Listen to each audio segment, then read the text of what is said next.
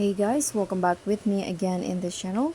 On today's tutorial, I'm going to show you how you can create a magnifying glass animations in the CapCut Mobile.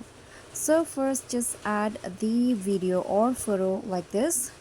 And to find the magnifying glass effect, you can just go to effects, click on the video effects, and just use the search column in here and type in magnifying glass.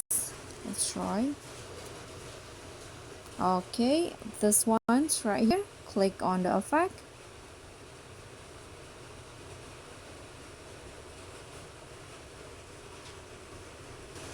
Okay, so just go back in here.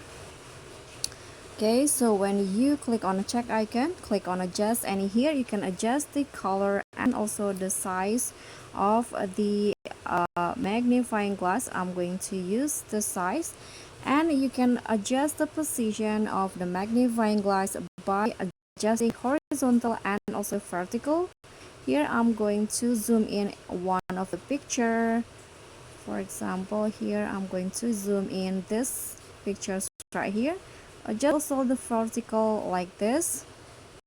Okay, I'm going to lower the size, adjust the position again, and here you can add a keyframe at the start. For example, now you can move forward again, and here you can adjust the position again. For example, I'm going to change it in here.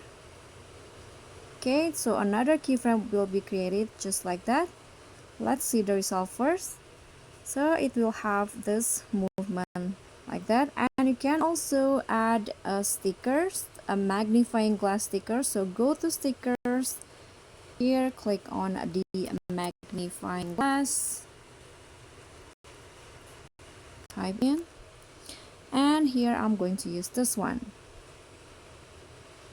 Okay, let's go back first, click on the check icon and put it and adjust the size so that it fits with the effect like this.